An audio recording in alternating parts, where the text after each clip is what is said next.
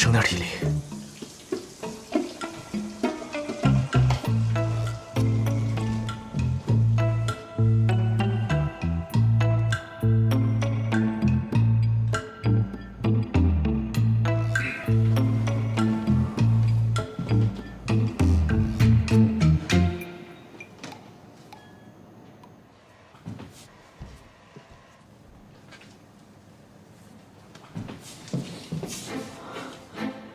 这么早回来啊？嗯？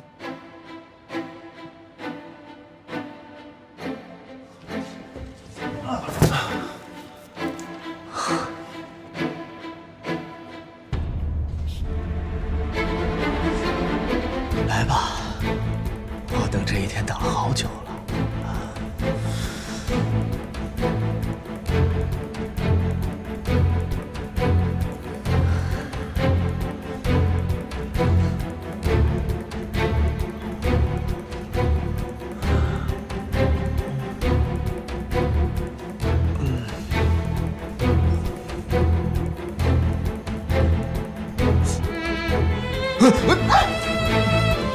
西城，你干什么呀？你怎么在我房间啊？哦，我房间的水龙头坏了，我打电话给我表妹，是我表妹让我来的。干什么呀？苏月心，你放手！滚出去！你简直是个疯子！滚！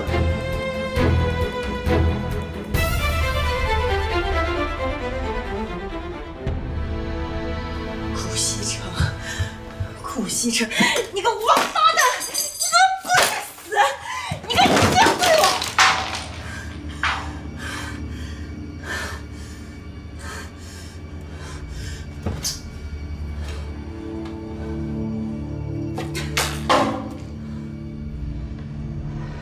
怎么办？看来我已经打草惊蛇了，我得想想其他办法。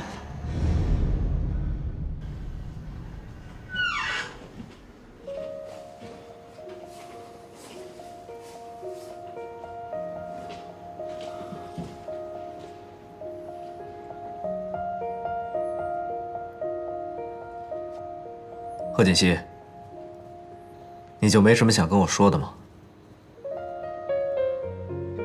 我今天忙了一天，先洗澡准备睡觉去了。你站住！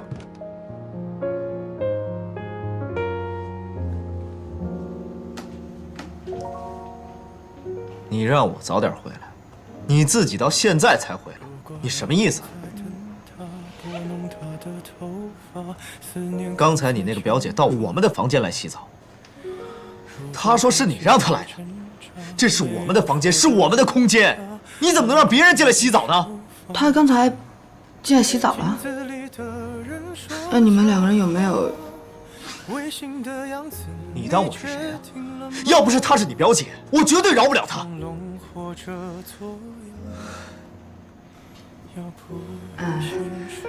对不起，都是我不好。下一次，不对，没有下一次了。我以后再也不会让他来我们房间了。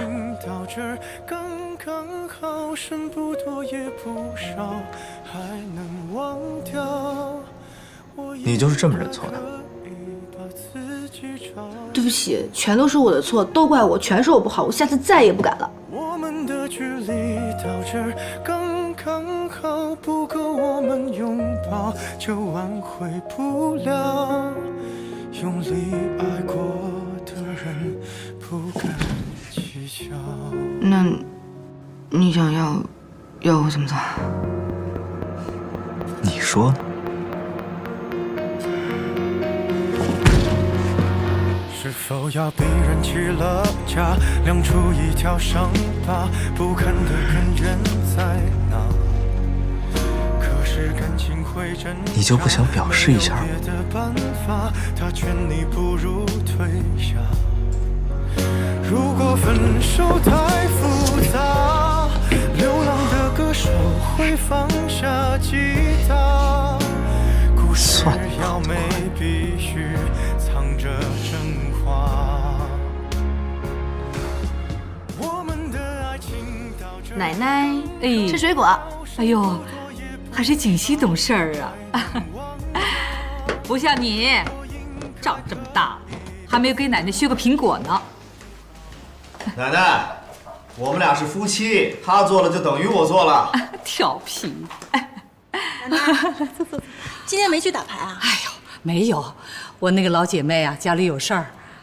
怎么样，在这住的还习惯吧？习惯，在这儿有奶奶这么照顾，我怎么可能不习惯嘛？啊，对了，表妹，你不是喜欢看歌剧吗？我今天买了图兰朵的票，我们一起去啊。好啊。妹夫，我一共买了3张，你也一起去吧。不去了，我没兴趣，你们去吧。没兴趣啊？我排了好长时间的队才买到票，不去太可惜了。西城，不如一起去吧。那个，你还没有陪我去看过歌剧呢。去吧去吧，你们年轻人啊，就应该多出去走走，别老是待在家里。看场歌剧多好啊！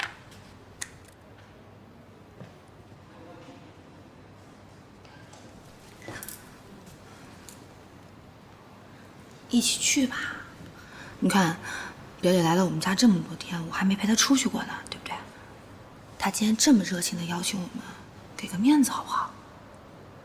求求你了。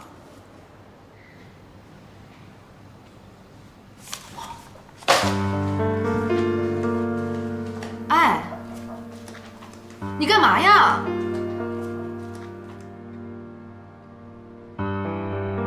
不是说要看歌剧吗？赶紧换衣服。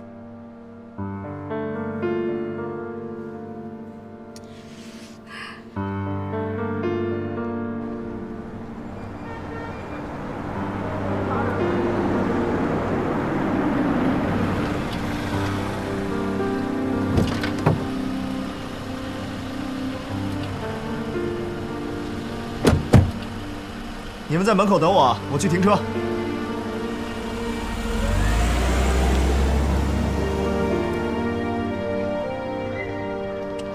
一会儿他来了，你就跟他说你不舒服，要先回去休息。不等进去之后再说吗？再这说的话，他会怀疑的吧？你以为你是谁呀？从头到尾我都没有准备你的票，知道该怎么做了吧？知道了。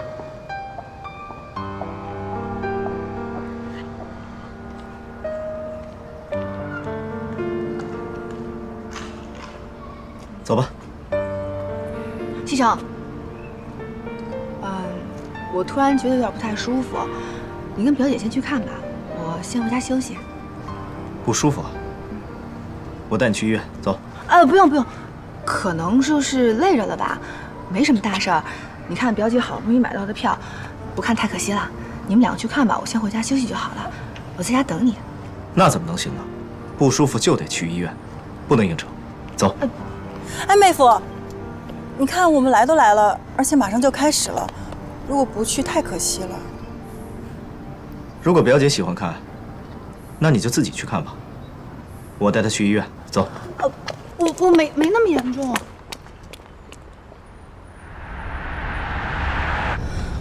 西城，我们不用去医院，直接回家吧。你不是身体不舒服吗？我刚才就是突然之间觉得有点不太舒服，可是现在我觉得我好多了，回家再休息一会儿应该就更好了。你确定好了？你真的没事，你不用担心。那就好。可是我们把表姐一个人扔在那儿，是不是特别不好？你还管她呀？她不是喜欢看吗？让她自己一个人看去。哎，我说你怎么有这样的表姐啊？听说你不舒服，一点也不关心你，还要看那个什么破歌剧。我表姐她这个人性格就这样，没有别的意思，你不要在意啊。她这样的性格我可不喜欢。那顾少爷，请问您喜欢什么样子的？你这样的。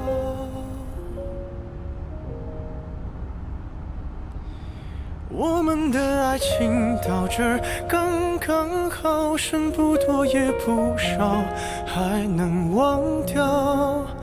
我应该可以把自己照顾好。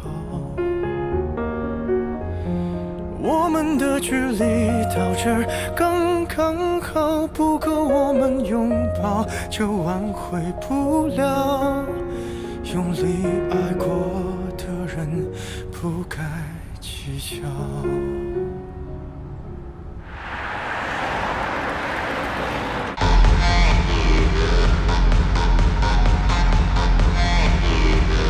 不是说顾西城是个花花公子吗？怎么这么难搞？这样下去可不行。以他对苏元熙的重视程度来看，光靠我勾引是不行的。我得让苏元熙在他面前破坏自己的形象，让他讨厌苏元熙，这样他才能看到我的好。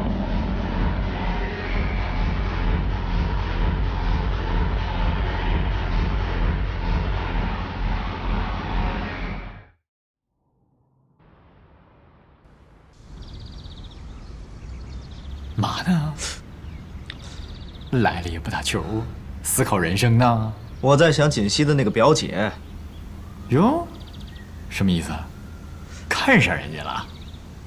你说同是姐妹，怎么差距这么大？哎，这话什么意思呀？我听不明白了。怎么着？她看上你了？别提了，她趁锦溪不在，跑到我房间去洗澡，还想勾引我。Oh my god！要不是看在锦溪的面子上，我早把她赶走了。我的天哪，太劲爆了！那么一个大美女在你面前，你竟然坐怀不乱，佩服佩服！你见过呀？没有，没见过。你说她是美女，我顾西城什么样的女人没见过？那又能怎样？我现在巴不得她早点搬走。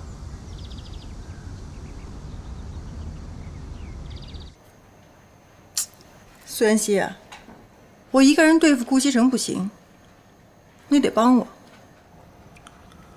我不是一直都在帮你吗？你在顾家人面前表现得太好了，他们根本看不见我。从今天开始，你要破坏自己的形象，让他们都讨厌你。那我破坏自己的形象，不是也在破坏你的形象吗？哼，你还知道你在冒充我？那我让你干什么，你就要干什么呀？我看你是不想见你妈妈了。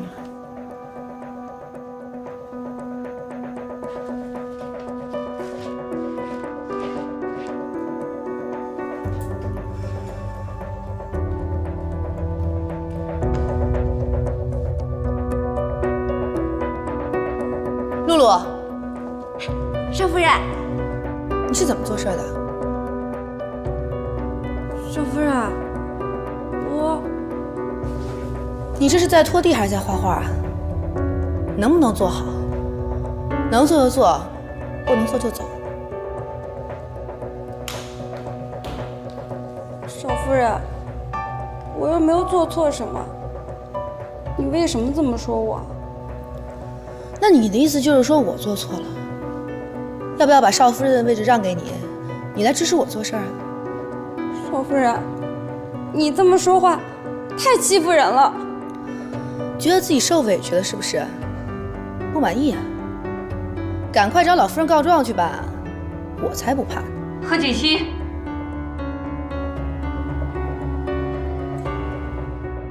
奶奶，你要注意自己的形象。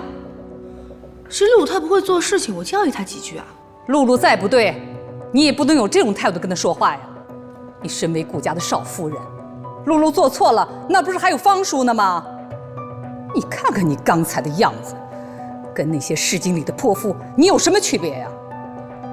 奶奶，你别生气，你表妹小不懂事儿，下次不会这样了。啊，我听说附近开了一家首饰店，东西特别好。奶奶，你陪我去挑挑呗。是吗？行啊，那我陪你过去看看。那好，走吧。不嫌弃我这个老太太，目光落伍就行。露露，刚才这事儿，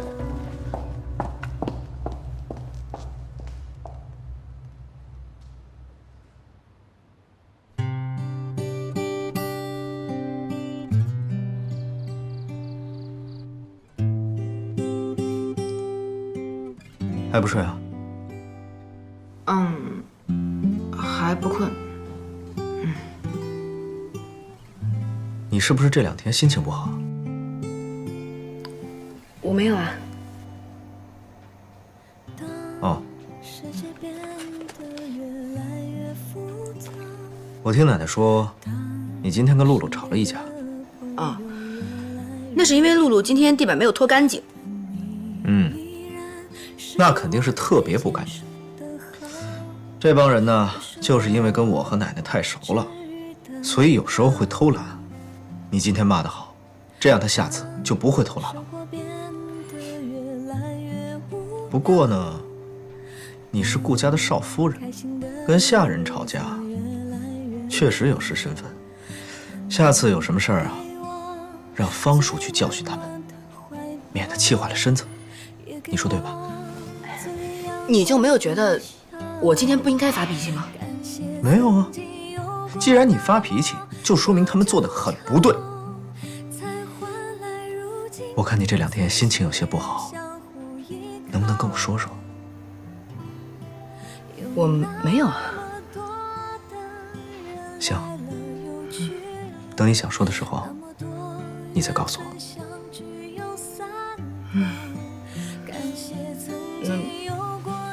我先休息了。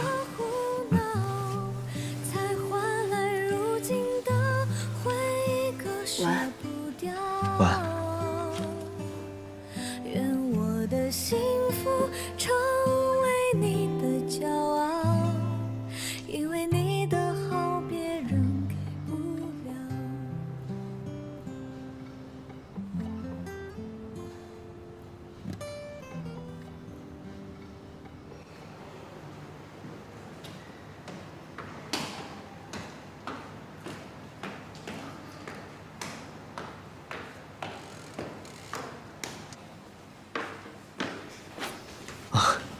锦溪，来，坐下吃饭。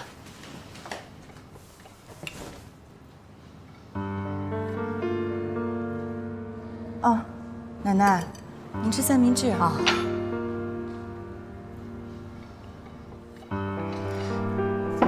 锦溪，你今天怎么没给大家做五谷养生粥啊？想吃粥自己做去，干嘛使唤我呀？我想做就做，不想做就不做。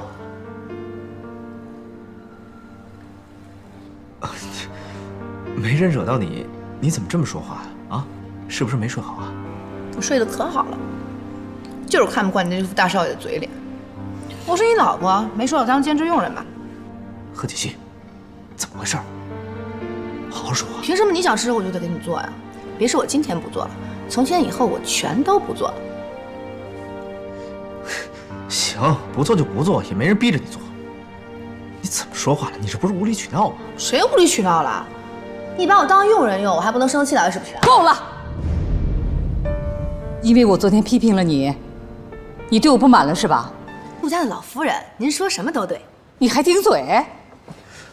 奶奶，您别生气，是我说话有问题，惹到他了，跟您没关系。来，吃饭吃饭啊！顾西城，别给我在这装好人啊！是我的错就是我的错。奶奶，奶奶对不起。贺锦溪，你到底什么意思？想吵架是不是？我吃饱了。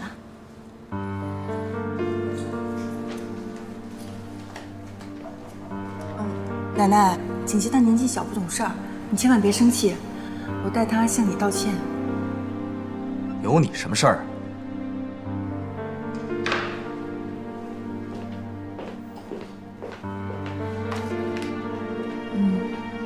看样子他们小夫妻俩是吵架了，没事儿，过会儿我去劝劝就好了。你们年轻人的事啊，我是管不了了。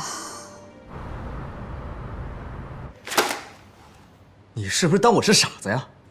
这样的企划案也拿过来唬我？你要是不行，提早换人。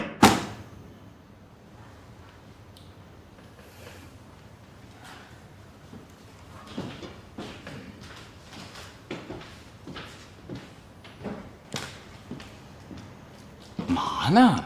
啊？发那么大脾气，至于吗？你说，我大学时候做的企划案都比这个好。不就是个企划案吗？有必要发这么大的火吗？不至于吧？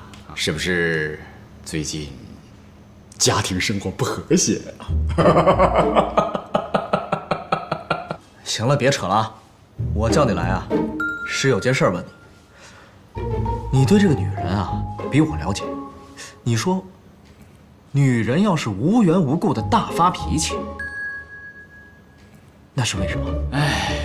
女人无缘无故的发脾气，不是大姨妈来了，就是大姨妈在来的路上。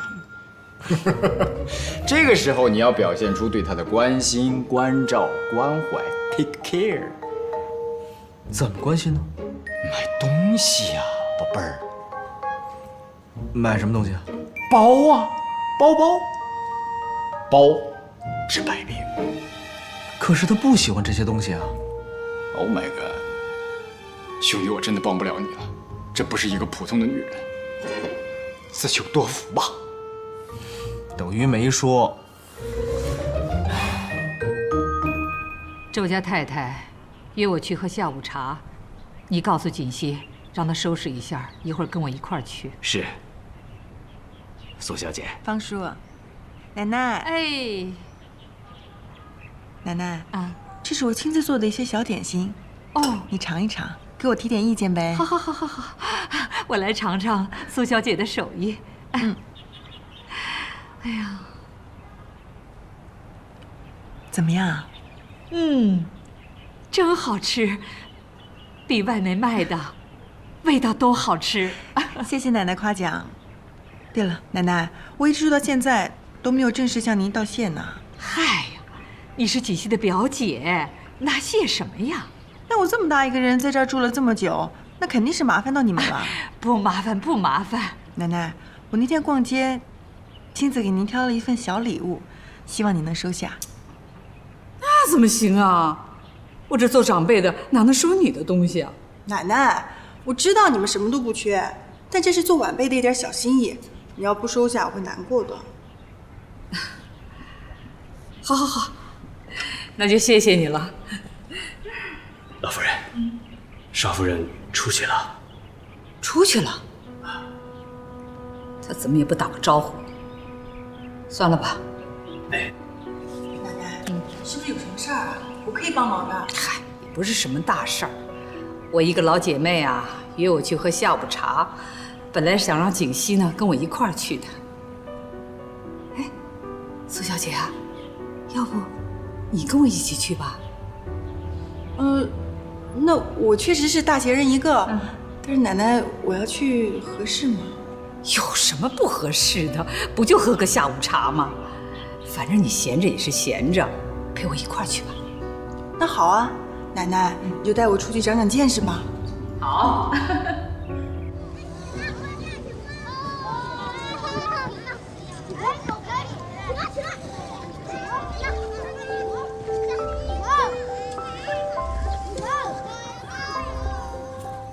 怎么能让顾西城讨厌我呢？他那么好，我真的不忍心让他失望难过。可是我要是不按照贺锦熙说的做，就再也看不见妈妈了。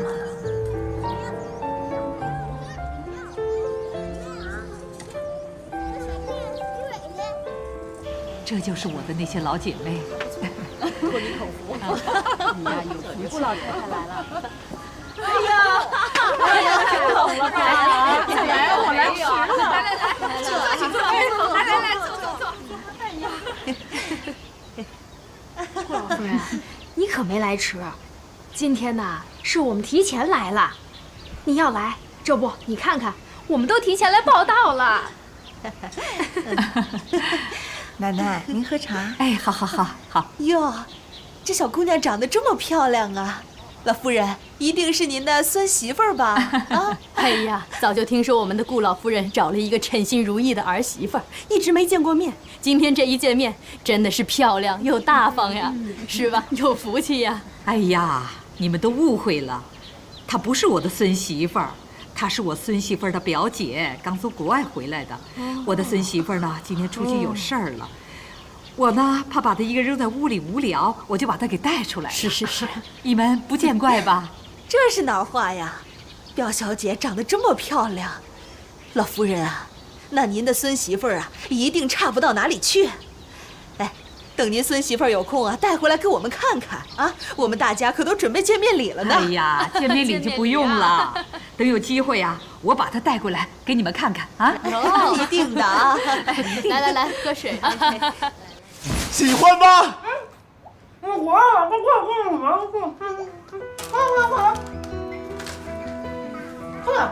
天哪！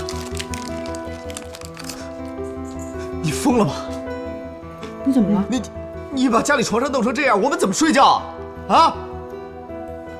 不好意思啊，我今天玩游戏玩的太投入了，特别不好意思。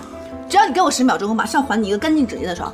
等我一下，快来，快点。1、2、3，怎么样？干不干净？好了，快来，你玩游戏吧。太过分了！你太过分了！我怎么了？露露！哎，你干嘛呢？是有点过分了。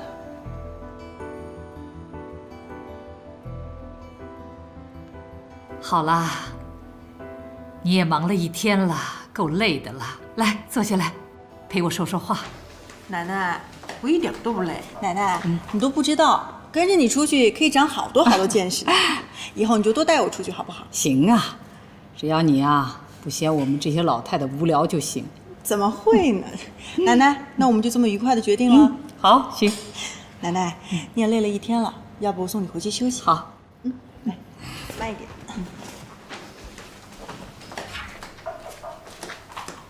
冯叔，少夫人最近不知道怎么了，无论我做什么事情，她都挑我毛病。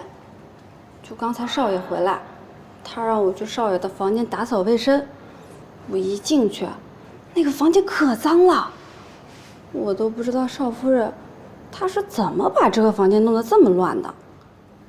露露，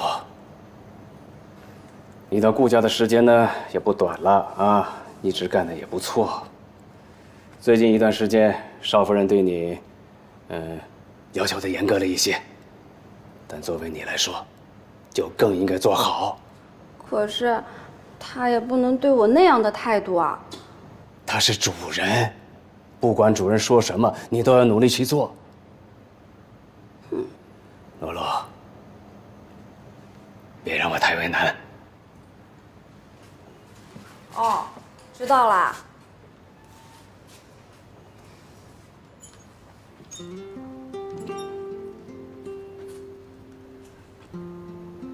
回来啦？怎么样？现在干净了没有啊？这还差不多。哎呀，什么味道？好臭啊！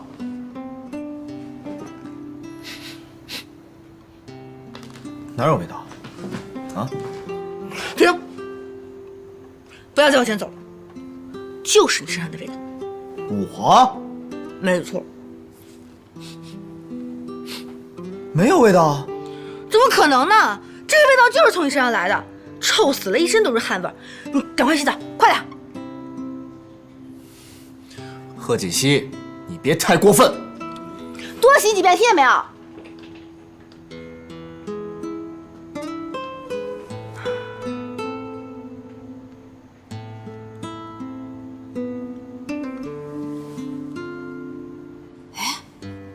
方叔，我觉得少夫人好像变了一个人样子。你说她以前多和善啊！是啊，我也觉得奇怪呀，少夫人怎么突然就变了呢？哎，这些状况好像是少夫人的表姐到顾家以后才出现的呀。苏小姐，苏小姐人挺好的呀，她和少夫人有什么关系啊？啊，哎呀，主人家的事儿，我们就不必插手了啊。我会跟老夫人说，让她劝劝少夫人。你呢，做好自己就是啊。方叔啊，如果少夫人脾气要一直这么坏的话，我可就真的不干了啊。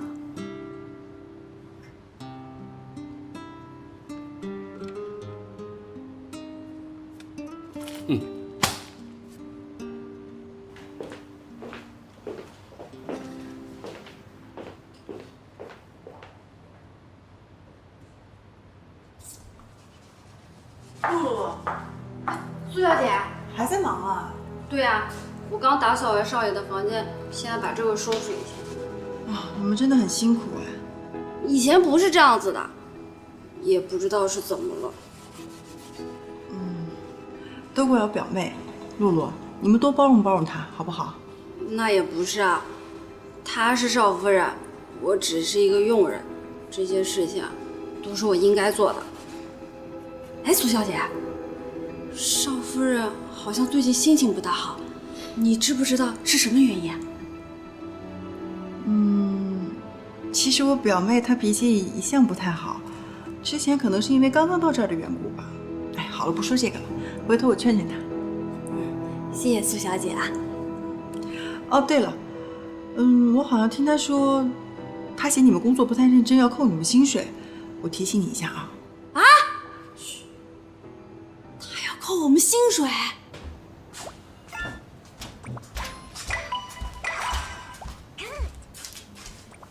停。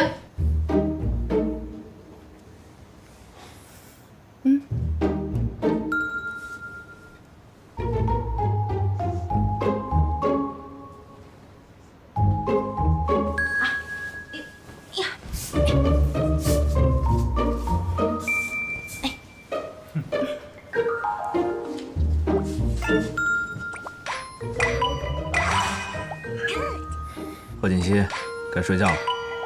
好的，我再玩一会儿就睡了啊。你先睡。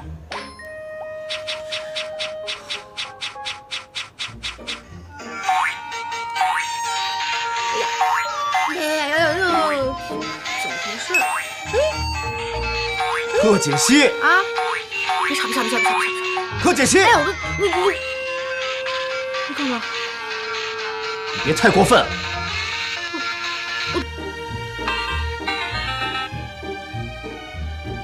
顾西城，就你喊的，我游戏都已经死了，你看到没有？你太过分了吧！玩个游戏你至于这么凶吗？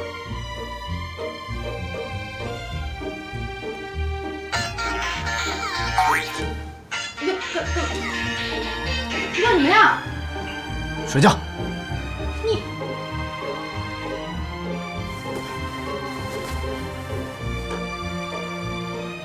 过分，玩个游戏都不愿意。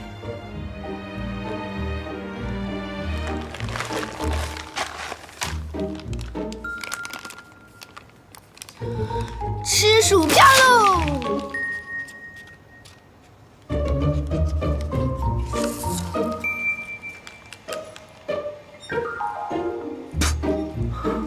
贺锦熙，贺锦熙，贺锦熙，自己睡吧。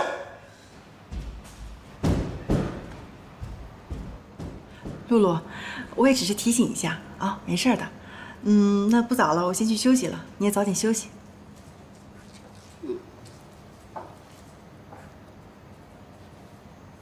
少夫人她要扣我们的薪水，不行，我得把这个消息告诉其他人。昨天晚上贺锦熙真的把西城给赶出去了？是，露露看见的，说少爷很生气，昨天睡在客房了。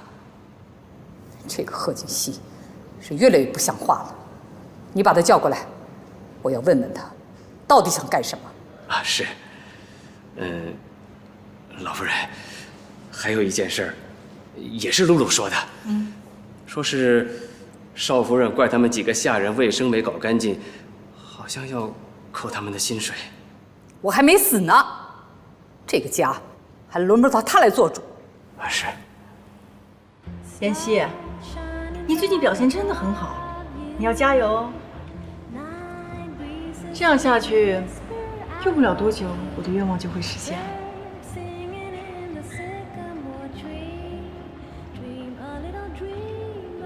怎么了？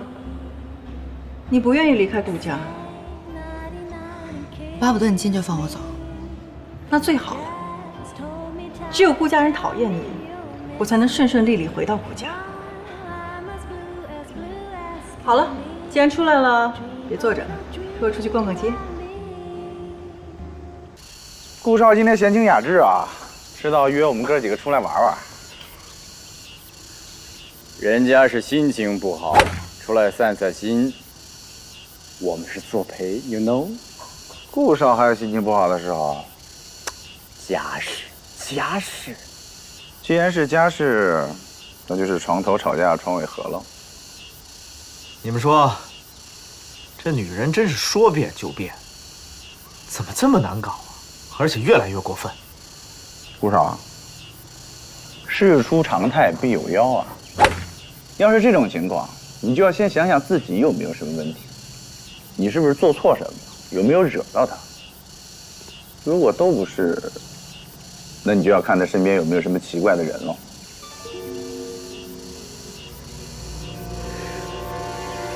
你说的还真有道理，这个贺锦熙的变化，就是从他表姐来了之后，会不会跟他表姐有关系？对呀，他那表姐不是对你动过真心思吗？说不定这个事情就跟这件事有关。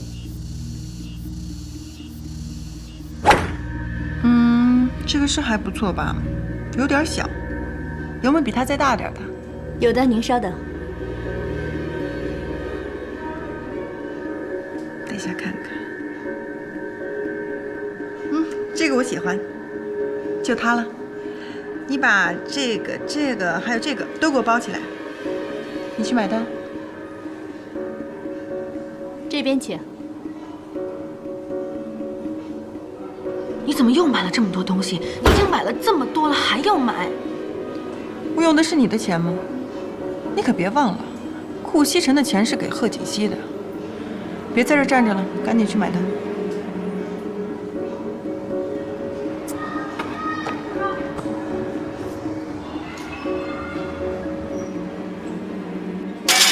这个贺锦熙太不像话了，平时不见得花钱，一下子就刷了上百万。老方，他都买了什么了？啊，听银行张经理说，少夫人应该是买了一些奢侈品，所以刷了这么多钱。他到底想干什么呀？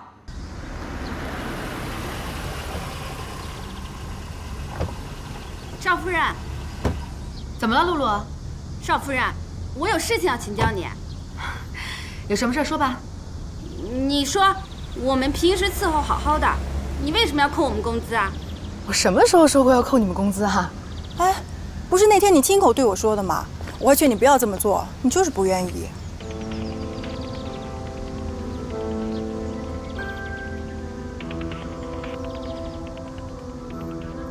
对，是我说的。你们工作做得不好，当然要扣工资了。我们哪里工作做得不好？如果说你硬是要无缘无故扣我们的工资的话，那我们集体就罢工，就是啊，对不对？不干了。能干就干，如果觉得不服的话，全给我收拾包袱走。少夫人，少夫人，哎，露露，哎，你们先过来，姐，听我把话说完好吗？这件事情是我表妹做的不对，我代她向你们道歉。你们放心，我一定不会让她扣你们工资的。苏小姐，你说话算不算数啊？你们放心，如果她一定要扣你们工资，那这个钱我自己补上。是，真的？这啊，还有，我给大家买了一些小礼物，人人有份，一会儿到房间拿，好不好？谢谢苏小姐。谢谢苏小姐。哎，苏小姐。对，这样就好，还是苏小姐人比较好。还是苏小姐人好。你看看吧，越来越过分了。不但克扣人家的工资，还乱花钱，买了那么多的东西。我们顾家不差这点钱，可你也不能这么乱花呀。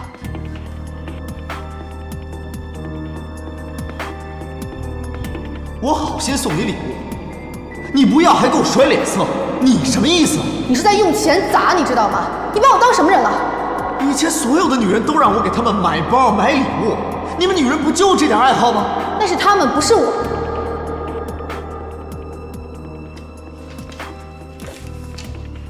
奶奶，您别生气，这件事儿先这么算了。您也别找锦溪，我会找她聊聊的。他都变成这样了，你还护着他呀？不是这个意思。以我对她的了解，我相信她不是这样的人，这里面一定有隐情。好，好，好，你相信他，那咱们走着瞧。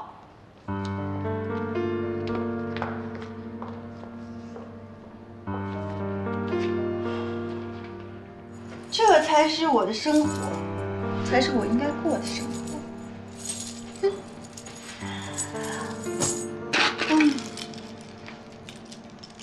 快了，快了！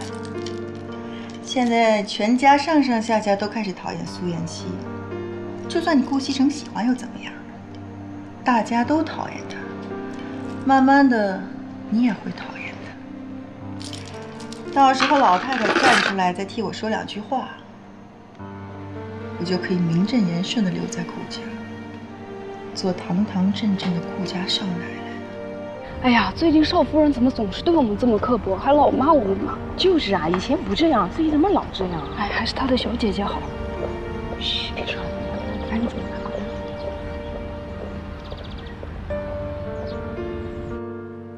真没想到，事情都摆在他面前了，西城还在为他说话。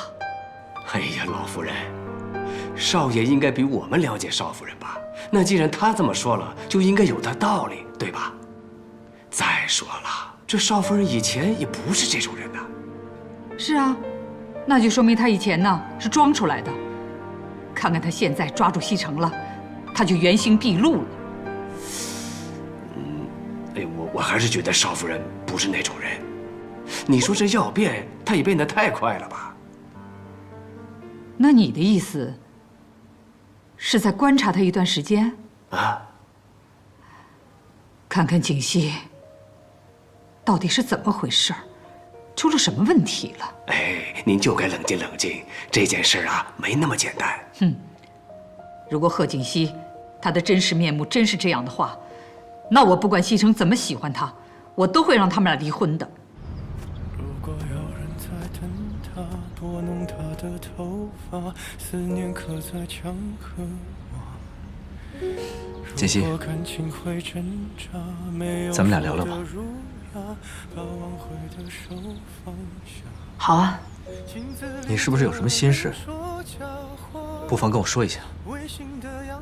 没有。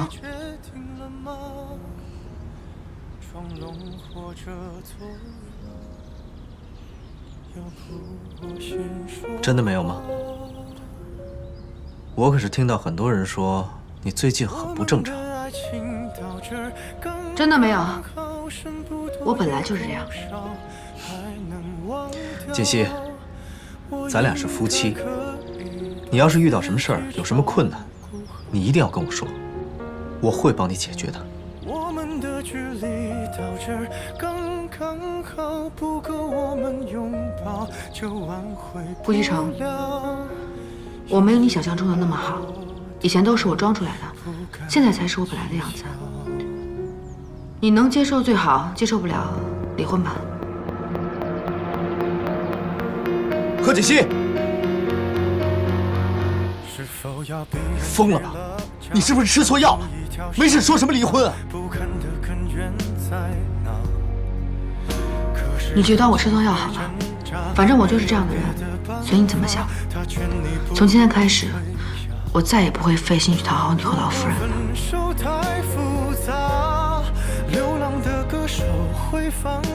你知不知道你在说什么？要美必须藏着真话。我们的爱情到这儿刚刚好，再不争也不吵，不必再煎熬。你可以不用记得我的好。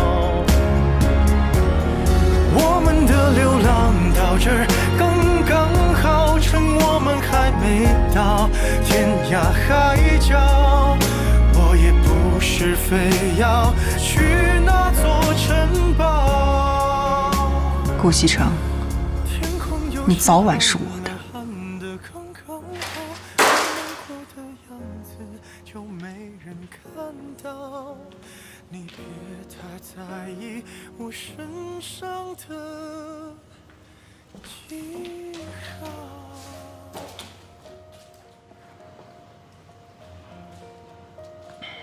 顾总，你没事吧？没事，习惯了。这2天也不知道顾总是怎么了。虽然说他以前脾气也挺臭的，可这2天尤其的大，都已经无缘无故骂了我半天了。怪我，是我的企划案做得不够好。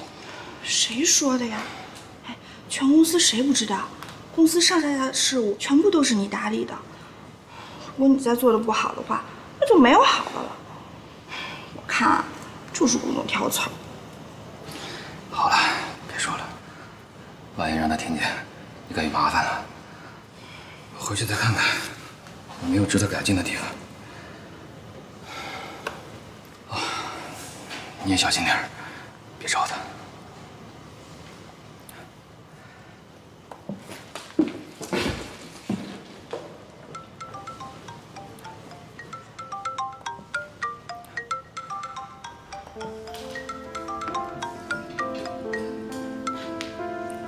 苏小姐，顾总爱吃什么？他爱吃米其林餐厅里面的牛排。贺小姐，我们今天来教你做这个菜。我花钱到这儿来不是学这些乱七八糟的东西的，我要学你最拿手的菜——融雪牛排。贺小姐，你想做菜做得好，一定要真正投入到每一道菜，相信你会从中得到很多的乐趣。大厨，我想你可能不太明白，我家里有佣人，这些可以交给佣人做，我只要学怎么做牛排就可以了。可是你好多基础都不知道。大厨，我花钱请你来不是听你说教的，我要学牛排。我们现在可以开始了吗？好吧，那我现在教你怎么做牛排。怎么了？一副要死不活的样子，谁欺负你了？也不算是欺负吧，我的好日子可能要到头了。好日子到头了？怎么回事啊？你工作不是好好的吗？快要失业了吧？失业？你开玩笑吧？什么情况？就是说，以前坐我位置的那个女人回来了，我可能要把位置让给她。凭什么呀？哦，他以为他谁啊？哦，他回来就让你给他让位置，你老板没什么话讲。妍希，做人不能太软弱了。当初他离开又不是你的原因，啊，现在他回来了，让你给他让位置，哪有这样的事儿啊？我知道一句话，能者居上，我相信你不比他差。让你让位子。对了，你老板不会是和他有一腿吧？这个我不知道，不过他们2人之间有合同啊。合同？人都走了，还有什么合同啊？哎，反正一句半句说不清楚，有时间我再跟你说吧。反正我要是失业的话，就找你蹭饭喽。你呀，不管你有工作没工作，我都会请你吃饭的。哎，对了，我知道新开的一家店，一会儿我们去吃好不好？好啊。棒棒的，我最喜欢美食了，么么哒。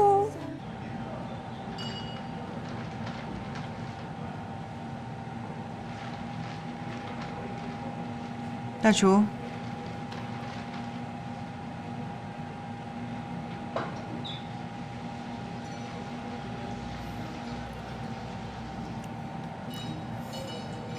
味道怎么样？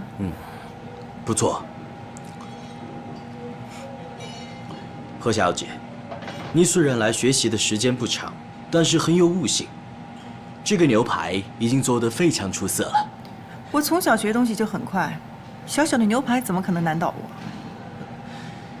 虽然你的技巧已经有掌握，火候也把握得很好，但是有一点你还是要注意：烹饪的真谛，不光是让人得到生理上的享受，更重要的是让人得到心理上的满足。只有你真心的想给一个人做好的食物，任何一种食材，你都会让它变得美味。说的好像很有道理，但这些话对我来说都是废话。我只要知道怎么让牛排变得美味就好。哥，怎么好久不见你来了？这是忙什么呢？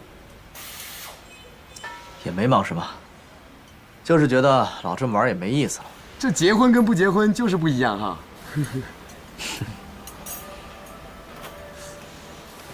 哥，你是不是有啥烦心事儿？看你怎么好像不太高兴啊。你连女朋友都没有，跟你说了也是白说。这一点我还是有自信的。你别看我没女朋友啊，有些事情啊，你们未必有我懂得多。不信你说来听听，我帮你分析分析。真的？真的。哎呀，我就觉得这个女人啊变得太快了，这翻脸就跟翻书一样。女人那便是好事啊，一成不变，墨守成规，那有什么意思啊？可是她不是变好啊，她是变坏啊。变坏？有多坏啊？她勾引男人了？那倒没有，她敢。那就没事儿，这只要不触碰这个底线，那都不算事儿。再说了，坏肯定有坏的原因，没有人无缘无故的好，也没有人无缘无故的坏，只要找到原因，那就解决了。你说的也对啊，可是他不肯跟我说，而且对我特别冷淡。那就说明啊，他没把你当成他的倾诉对象。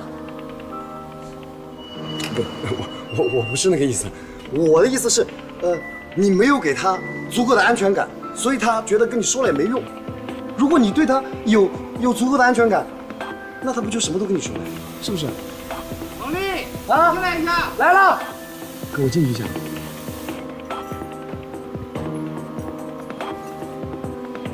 这小子说的有道理啊。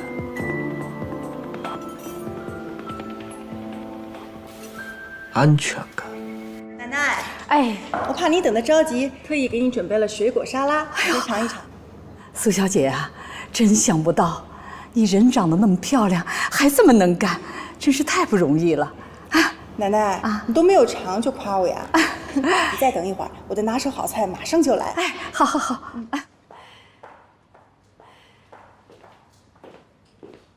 奶奶，我回来了。回来了，来，坐下。怎么了？今天呢，有人给我们烧好吃的。哦，贺锦熙又学新菜了。他呀，出去了，说今天晚上不回来吃饭了，甭管他。那是谁呀？苏小姐啊，今天亲自下厨露两手，你也尝尝她的手艺。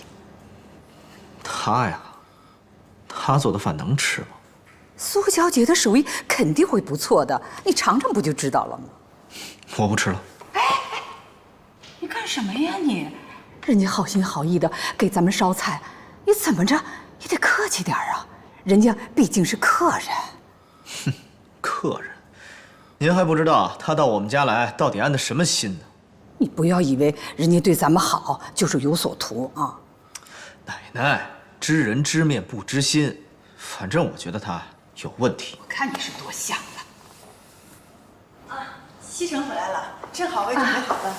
奶奶，这份是你的牛排，我怕你肠胃不好，所以做的7成熟。哎呀，好。妹夫，这份是你的5成熟。哟，对我的口味挺了解嘛。怎么说话啊？那个我是听我表妹说的。奶奶，你快尝尝吧。哎，好，尝尝。怎么样？哎呀，这味道真好，跟外面大厨做的没什么两样。奶奶，只要你喜欢最好。好吃你就多吃一点。哎，好。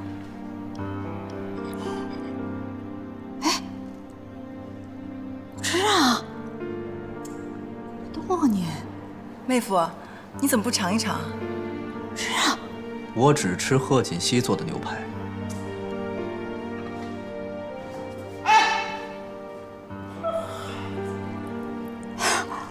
苏小姐，你别介意啊，他呀说话就是这么直，他不吃啊，我吃。哎呀，这牛排做的真好。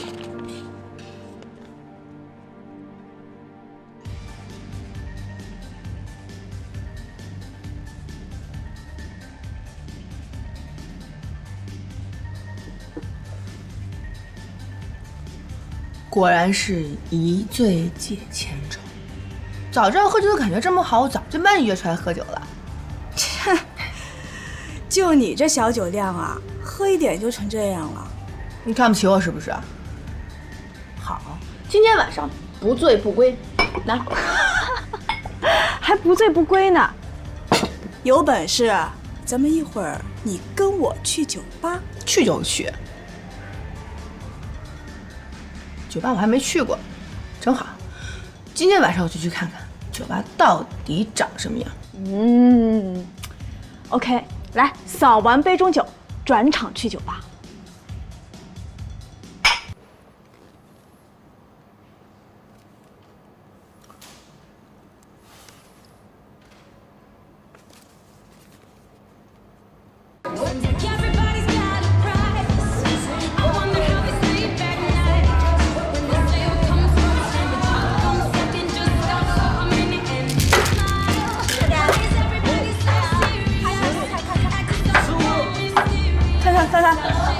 我大，你喝。你怎么可能会比我的大呢？对呀，你看。我也是嘛，我比你大，我一比你大，喝吧。来，我给你一个。给我来一杯长生不老的灵药。OK。什么是长生不老的灵药啊？要不我们也喝一个？我觉得可以。服务员，这里2杯长生不老灵药。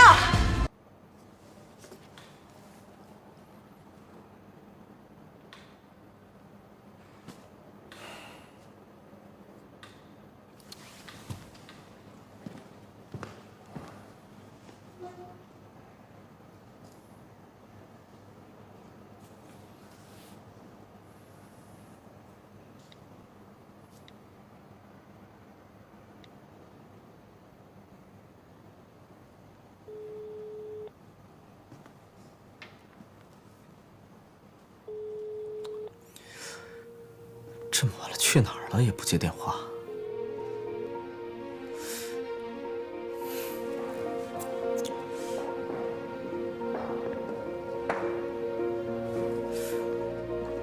妹夫，这么晚了，你要去哪儿啊？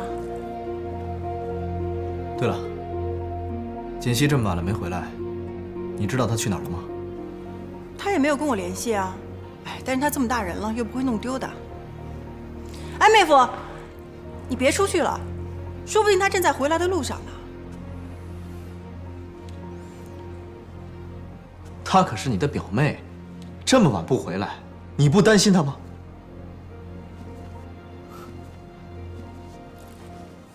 干杯！干杯！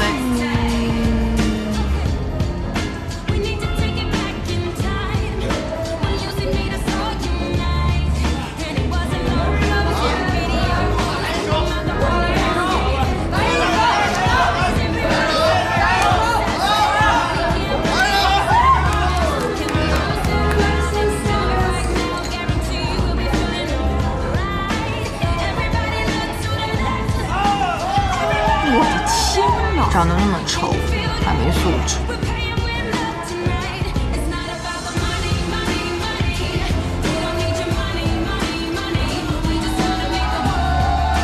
哎呀！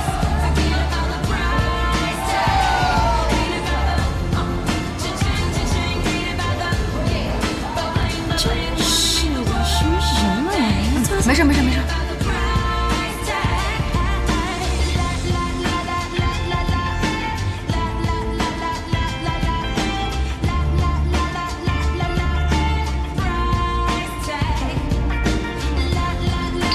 妹妹，你们两个没有男的陪，寂不寂寞呀？对。哎，干嘛？去哪？老大请你喝酒啊，喝一杯再走吧。我们要回去。哎，什么家呀？哥在哪，哪就家。来喝，来喝一杯再走嘛，这是家。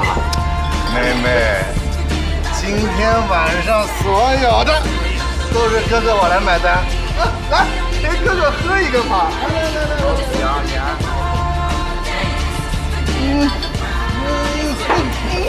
干嘛？给你脸是吧？快冲过来！也是。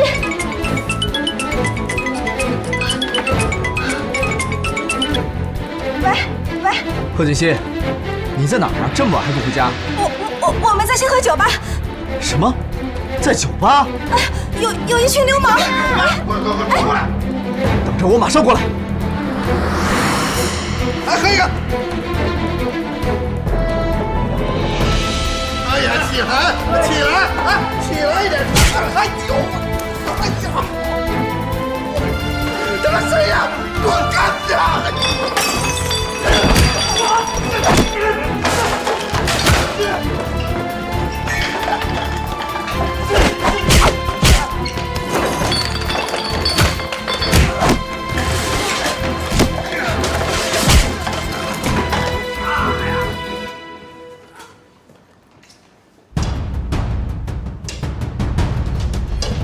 我去，他还敢动手！两位少爷，我是经理，我是这里经理，真是误会。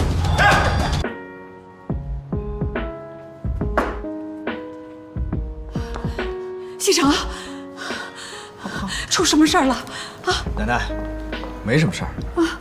刚才锦溪去酒吧了，我刚把她接回来。他到酒吧去了。锦溪人呢？喝了点酒，在楼上睡了。喝酒了他？那你身上这些血是怎么回事啊？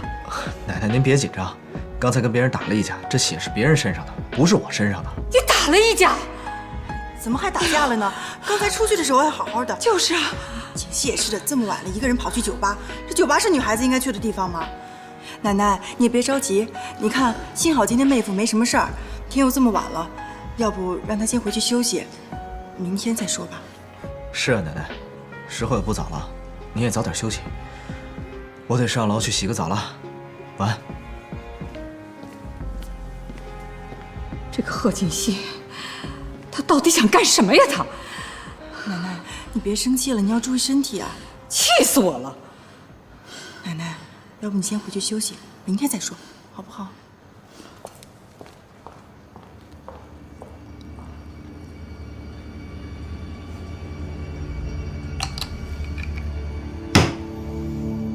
没想到这个顾西城这么在意苏妍希，还要浪费这么多时间。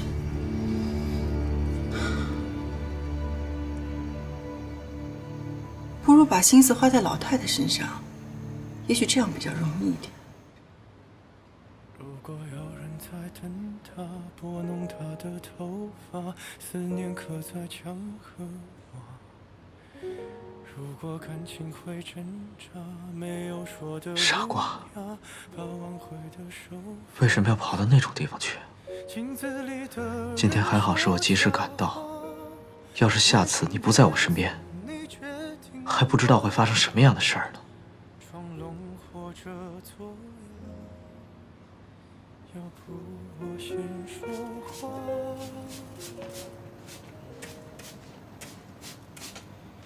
我们的爱情到这儿刚刚好，剩不多也不少，还能忘。你知道我为什么那么喜欢浇花吗？我应该可以把自己找。我记得小的时候，我妈妈留给我唯一的印象，就是她浇花的身影。那个时候我们家里种了很多的花，我妈妈每天都会把所有的花浇一遍。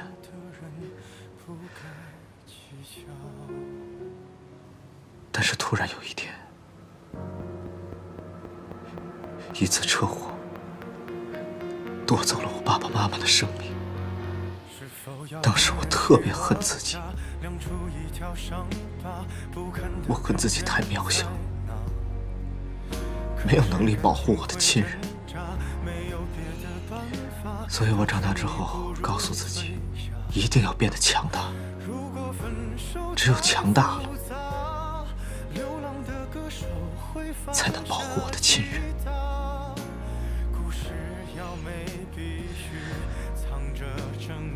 每当我想起我妈妈的时候，我都会叫慌。也许，这就是对她怀念和祭奠的一种方式。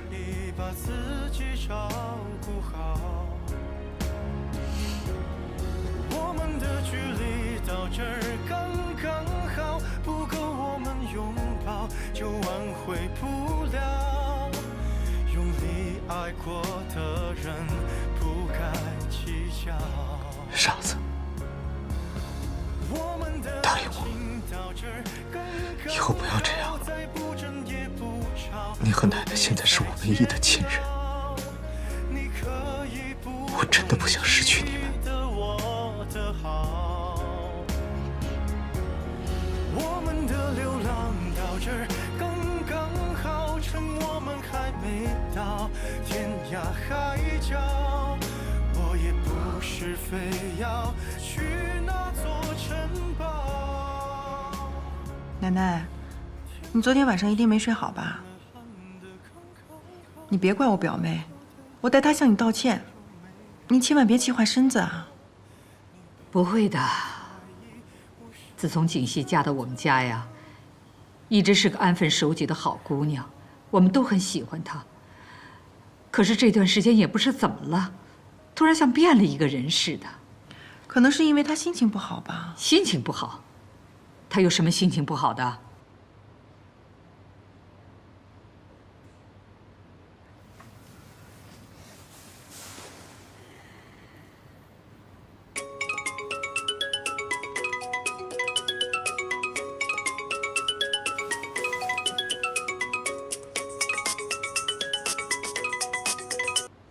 喂，小薇。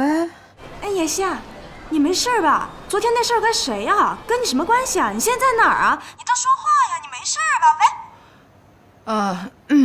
喂。小薇，我突然又觉得自己有点晕，我先不跟你说了，等我好点再给你打电话啊。就这样，拜拜。哎，喂！切。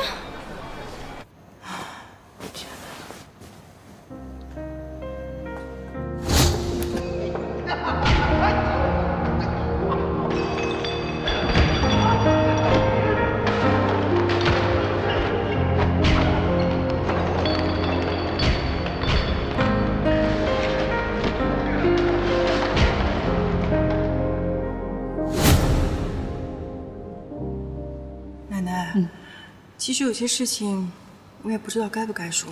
说呀。我和锦溪的关系并不是特别好。你跟他的关系不是特别好，为什么？锦溪这个孩子从小特别爱玩。你说我又做表姐的，能不说他吗？那时间长了，他就觉得我多管闲事，和我生气呗。你管他是应该的。像酒吧那种地方，是女孩子能去的吗？那么乱。昨天晚上西城从酒吧回来，满身是血，把我给吓坏了。万一他要是出什么事儿，我怎么跟他死去的父母交代？哎呀，奶奶，你别动气，别动气，回头我一定说他，好不好？你告诉他，下回若是再这样，可别怪我不给他情面。是，奶奶。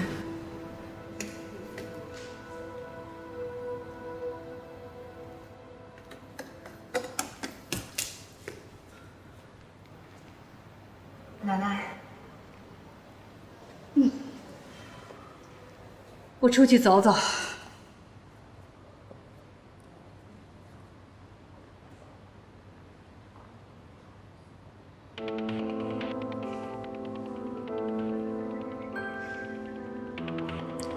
你跟奶奶说什么了？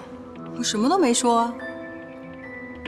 苏妍希，我当初真是小看了你。你勾引男人有一手。你胡说什么呢？谁勾引男人了？我本来是让你掩护我，没想到你跟我抢男人。怎么可能呢？当初我也觉得不可能啊，但现在这个就是事实。顾西城他对你动了真心。从我进入顾家那天开始，你让我做的每一件事我都做了。贺锦熙，你到底什么时候把妈妈还给我？等你离开顾西城，我自然会把你妈还给你。我妈？她不是你妈妈吗？她不是我妈。从她和贺振东离婚的那天起，她就不再是我妈妈了。当初她不要我，现在想我认她，怎么可能？贺锦熙，离婚这件事你怎么能怪妈妈呢？她当初过的是什么样的日子，你不知道是不是？爸爸那么好赌，赌输了就喝酒，喝多了就打妈妈，那种生活让她怎么忍得下去啊？忍不下去她就离婚，就带着你一走了之，把我留给贺振东。你知道这些年我是怎么过来的？贺锦熙，你太自私了。那你知道这些年我跟妈妈是怎么过来的吗？你跟那个女人怎么过，跟我一点关系都没有，因为这是你们自己的选择。但是现在，是你抢了我的男人，霸占了我的位置，是你欠我的。贺锦熙，如果不是因为妈妈，根本就不会站在这儿。你想要什么尽管拿我就好了，不稀罕。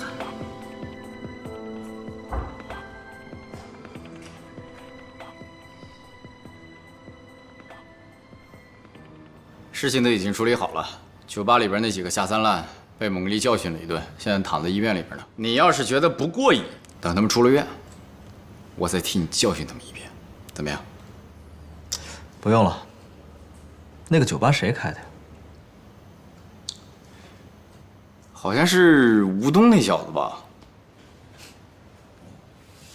吴东？别人开酒吧，他也开酒吧。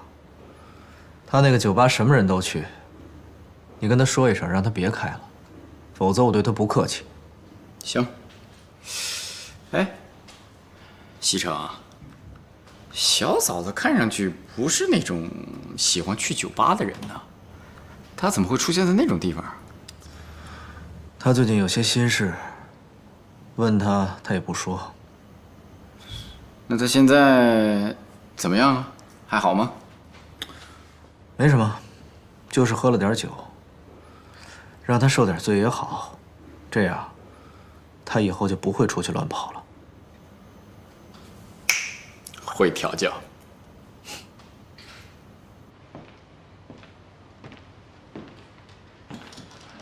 常副总，顾总在里面吗？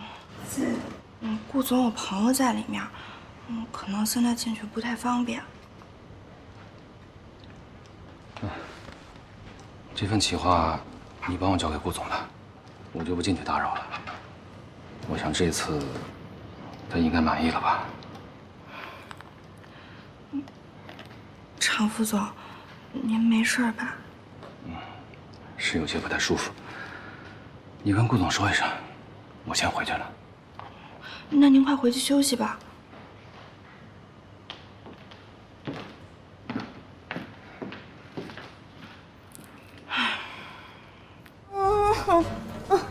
妍希宝宝，你还没跟我说呢，那个男人是谁呀？长得好帅。你跟他什么关系啊？哎，我还没问你呢，你昨天晚上怎么回去的？昨天晚上，他手下的人带我回去的呀。不过嘴倒是挺严的，问什么都不说。宝宝，小宝宝，告诉我他谁啊？谁啊？好，我老板。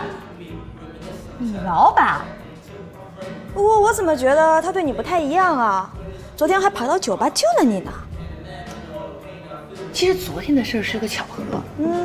本来我老板给我打电话呢，是想跟我聊点工作上的事情，结果没想到你接电话了，跟他说我俩在酒吧里出事了，所以特别巧，他就过来把我们俩给救了。是吗？反正我总觉得吧，他对你不太一样。你说你呀，你有一个那么帅、那么好的老板，你怎么就不早点介绍给我呢？要是能早点遇见就好了。你赶紧把这个材料给他送过去。好的，快去。哎，方叔，少爷，少奶奶呢？今天情况怎么样？少夫人出去了。出去了。啊，您去忙吧。哎。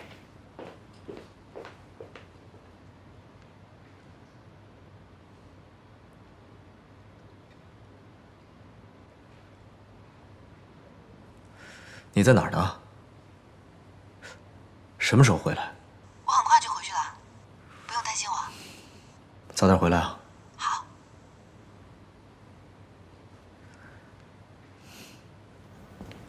奶奶，我上楼了。李成，你过来一下。啊。坐。好。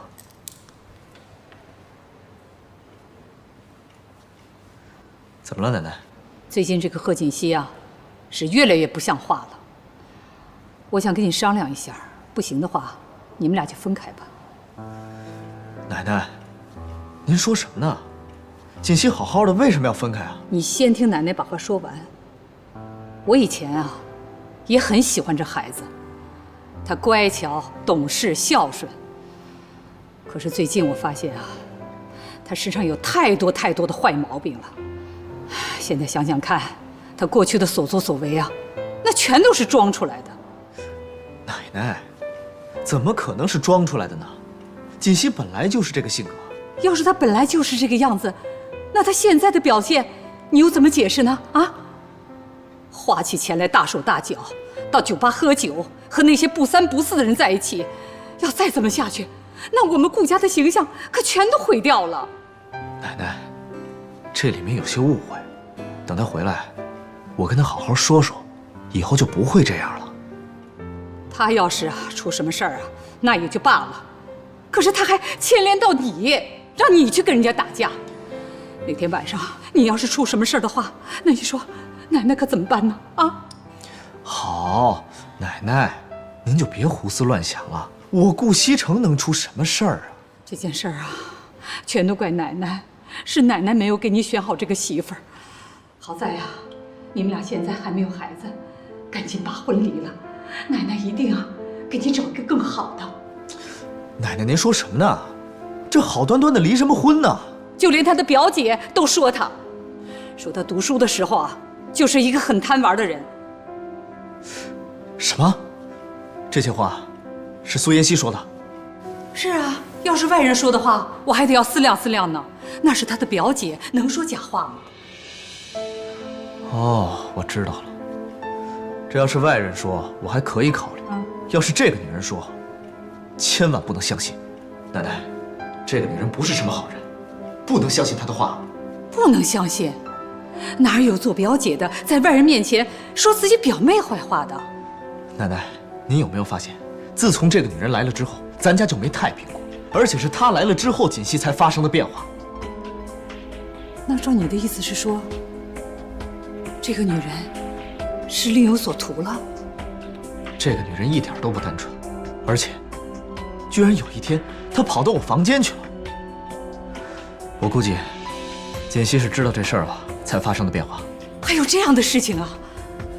我是顾及到锦溪的面子才没有把这事儿说出来，没想到她先挑拨你和锦溪的关系。这种女人咱家不能留，明天我就把她赶出去。季成，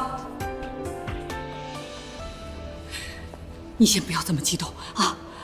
我看这事儿啊没有那么简单，这事儿呢就交给奶奶来办了。我知道该怎么对付这个女人。奶奶，听话，咱们再观察她2天，好吗？就2天。啊，行。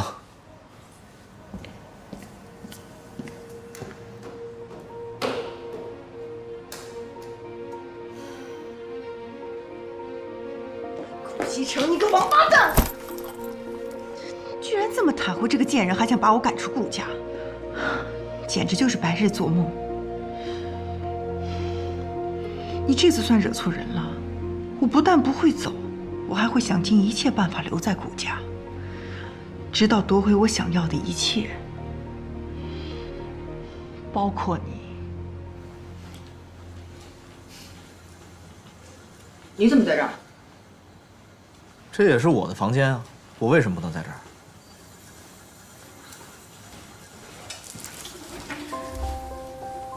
顾城，你干什么？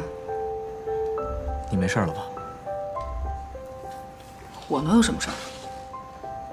行了，我答应你，以后不会再理他了。我顾西城除了自己的老婆，不会再跟别的女人有任何关系。行了吧？你跟其他女人有什么关系？跟我有什么关系？锦溪，别闹了。谁跟你闹了？无聊。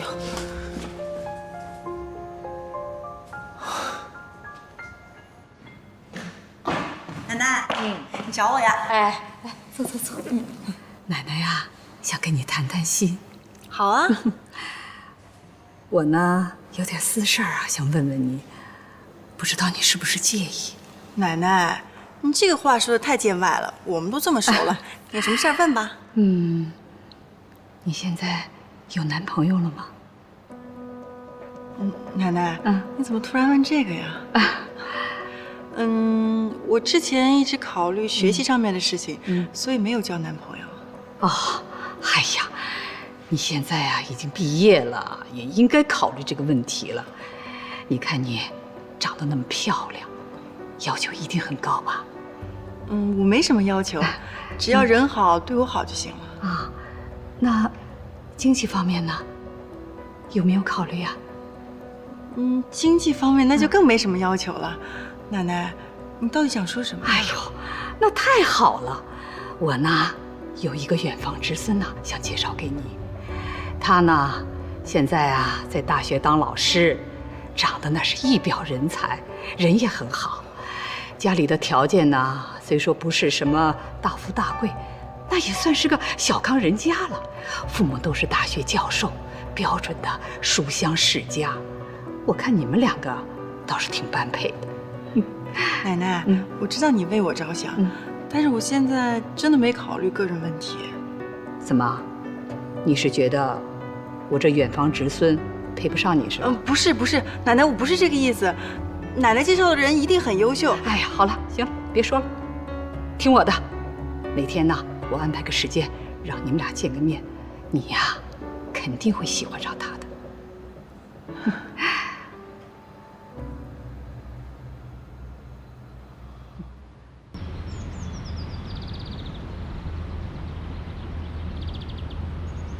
常志成，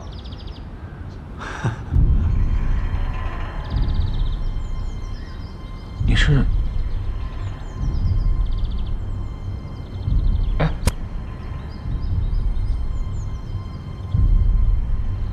你先回去看看，然后我们再继续谈。